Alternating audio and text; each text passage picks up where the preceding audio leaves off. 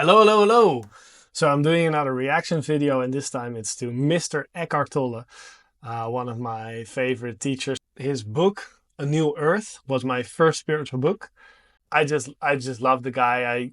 I remember me in Thailand sitting on buses and always listening to his audiobooks because his voice is drenched with this oneness, this mindfulness, and he's amazing. And I'm gonna comment on this lovely video of his. Let's see. Here we go. Once you become aware, do you have to have a plan of where you're going? Or do you leave that up to the universe to bring that to you for you then to make the choice? That's a lovely question. Curious how he answers. That's many people have been asking that question. Do you have a plan to where you're going, or does that just happen when you are in touch with the creative power within you? Either way may be the case. For some people, something just spontaneously and organically grows, and before they know it, they are engaged in some inspired and empowered activity. It may start very small, and they may not even know that how it's going to grow and develop. It's just the consciousness takes over, and they didn't plan it. This is for me actually with the videos and also with spirituality as a whole. When I had my first awakening, it was out of nothing. And I was meditating 5 years before that, and I was really enjoying meditation. But I had no idea that there was deeper levels to reality. I had no clue. So it just happens, and you could say consciousness takes over in a way. Sometimes it's just an example. You could have a musician who just loves playing this instrument, and then he just is at a street corner playing his instrument, and then somebody comes and says, "Oh, this is great, why don't you come to a studio?" And it can develop from there without him having had any plan, just enjoying. So this is actually the story of Passenger, which is a really nice singer-songwriter who he was street artist for many years, and then he was actually making some money with that. I think it was in England, and then at some point he got picked up, and he had a lot of original songs of his that he was also already playing on the street for years, and they became huge hits. So it's so interesting how life can go. The doing. For others,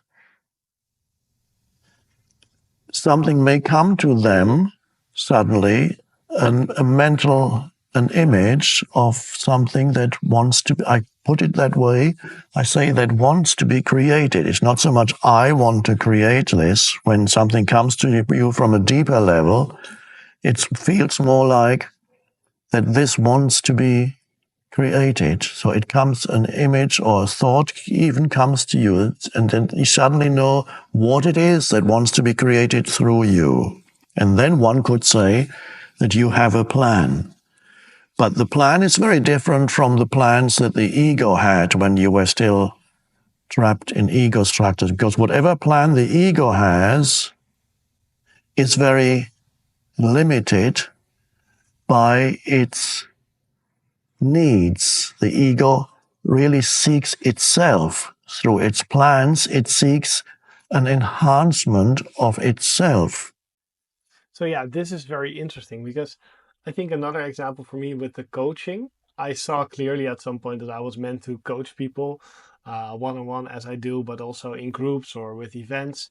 Then the interesting thing can happen, which he describes, is also you can have this deep intuition, but then your mind actually grasps that and tries to, how do I make that happen? And try to make a plan out of that. And that can be very destructive because then the mind takes over. That intuitive, aligned image or plan that you've created. So you can just let that manifest itself, let that arise, instead of you forcing it into existence. Because that's where a lot of intuitive people, they mess up, is that they get this intuition, but then instead of just acknowledging the intuition and seeing that will probably happen in that way, or that is what I'm meant to do, then they try to work with that. They try to force that into existence. They try to take action on that in a sort of forceful way, in an unaligned way, instead of letting life do this through you. So those are the plans that the ego creates, and they are flawed, deeply flawed. And whatever action you take in order to carry out the ego's plans is also going to be deeply flawed and will bring about a lot of heartache and problems, and creates problems more and more for yourself and others. And you get it's hard. It's a struggle. That's always a sign that there's the ego somewhere. You're struggling. I'm not talking about intensity. Things that plans. So you have ego plans. They are really. There's always a hidden self-seeking in whatever the plan might be. The ego, when it comes through the ego, it's a hidden form of self-seeking. But the plans that I'm talking about here come from a deeper level within yourself. That's why I usually say not that you want to create this or that, but it wants to be created through you. And so there is the deeper, the unconditioned wants to create form through you, because it loves the creation of form. How do I know that? Well, just look around and you see that the universe loves to create multiplicity, an incredible multiplicity of life forms everywhere throughout the cosmos. So this interesting thing is, like you said, the formless wants to be informed. It wants, the unconditioned wants to be in this.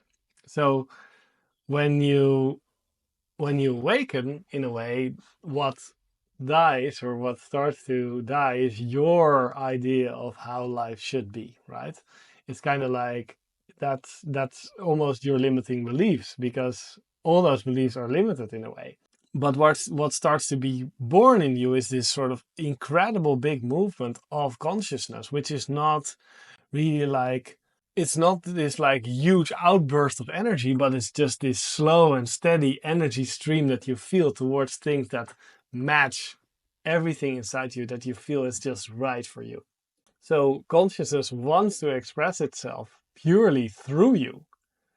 And you're the perfect conduit for exactly what consciousness has in mind for you. So in the end, the funny thing is that the ego also gets what it wants, but in a totally different way. It doesn't really get what it wants, but what it wanted all along is to feel good.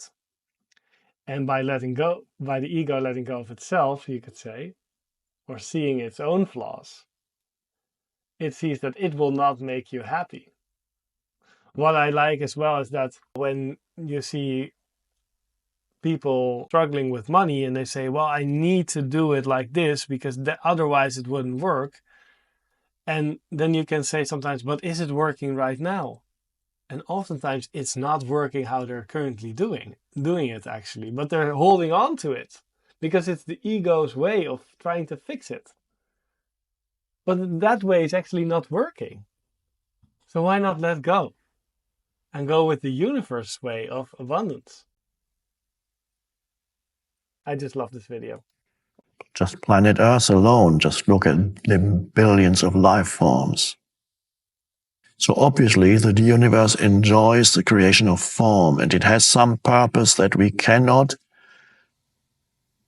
conceptually, rationally, intellectually fully understand, although we can have an inkling of why, but we cannot fully understand what the ultimate purpose of the creation of forms is. Yes, we have an inkling, I sometimes talk of it, but one thing is certain: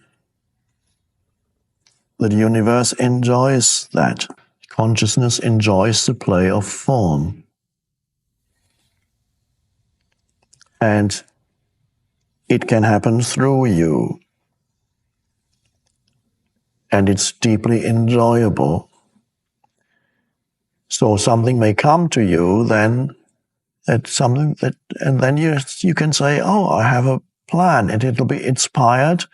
And there's no self-seeking in it. In other words, you're not looking to whatever it is that wants to be created through you. You're not looking to it for happiness or self-enhancement or fame or even or wealth. That those things may come. You may get fame, you may get wealth, you may get those things as byproducts, but that's not the reason why this creation happens through you. There is no self-seeking, and yet whatever the ego would have sought for itself may come to you as the adding on, as Jesus puts it. Things may be added on. If there's an enormous energy output from you into the world, it's not yours, of course, there's no personal energy, it would be a misperception. But if you become a channel for that universal energy, then of course things will come back to you, even usually also in material forms. So there will be, if there's an enormous outflow, an enormous giving, not yours, but as a channel, things will come back to you, because if you give out to the universe gives back. So you may enjoy wealth, but it would be just an adding on to, or you might give part of it or away, or all of it, whatever it is that you feel is right for you. Just so you can, to summarize, for some, there's just a spontaneous evolution of the creative impulse into the external, and it happens through them without any prior plan. For others, something arises in their minds and say, yes, this is what I need to do. This is what wants to come into being through me. I feel that very strongly. And then you take action. And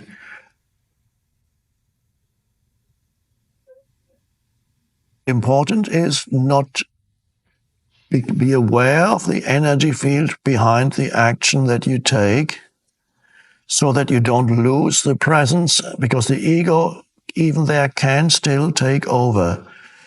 If any action you take in order to achieve something, if stress and negativity come in, when you find obstacles, because there's always some obstacle that you encounter when you begin to create something new, there will be some obstacles. There will also be enormous help coming, not necessarily immediately, perhaps immediately, but at some point you will notice an influx of supportive energy.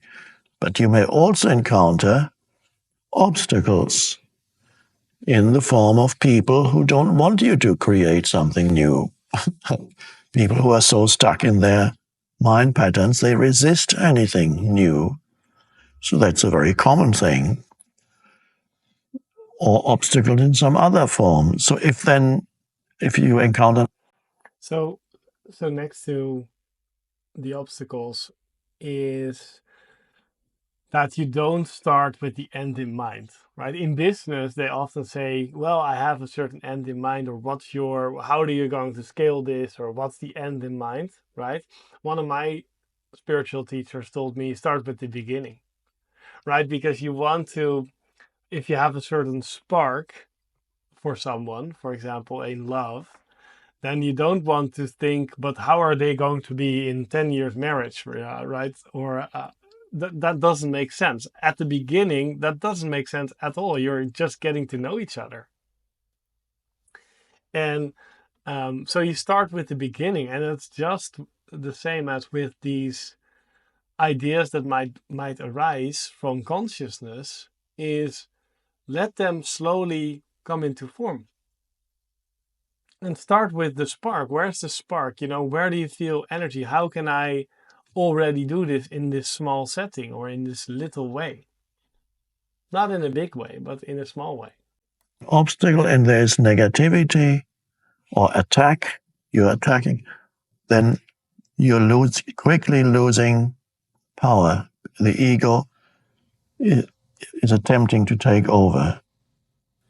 So whenever you are trying hard or struggling or stress arises, stress is another indicator that you are no longer fully aligned with the power within. Then you become stressed, upset, anxious, complaining, attacking somebody. You're losing power quickly. So that's a good indicator whenever you're engaged in creative action, manifesting this or that. Is stress arising? Now, I'm not saying that there's not going to be an intense energy behind when you're engaged in creative activity. There is intense energy behind it, which from an external viewpoint can sometimes be misinterpreted almost as stress, but it's not stress at all. It's just intensity of energy behind creation. But it's joyful. It's intense, but joyful. Okay, you find yourself like doing so much or doing so much at the time. Right? And that's just pure joy. It's just pure being expressing itself. You don't need to sleep as much because you're just going and going, but in a way that feels super good and doesn't exhaust you. So I think that's what he means here. And you can feel that intensity when you're in the midst of some creation happening through you. Enormous intensity of energy, and that's but very different from stress. Stress is always it's not flowing, but this intensity is flowing.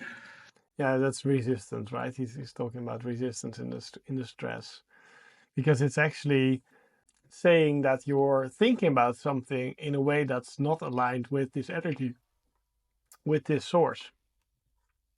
So that's why it's giving stress, because stress is just a negative emotion pointing you to your thinking about this in the wrong way.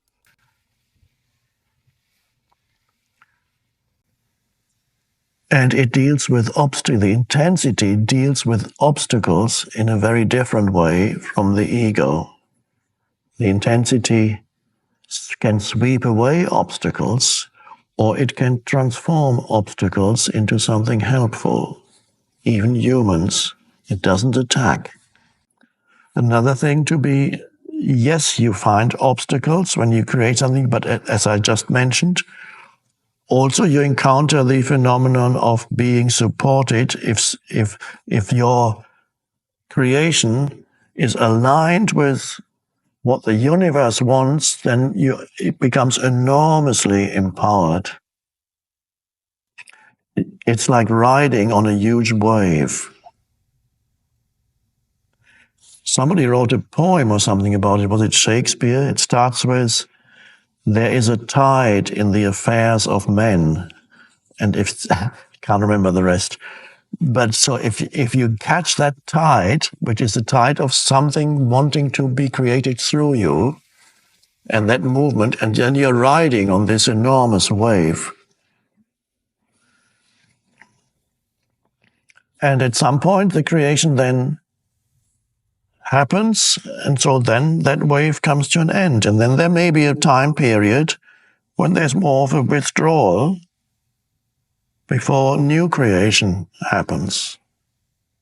So that varies from person to person. It's exciting it's wonderful to be part of that, because it's something, an entirely new way of being coming to this planet.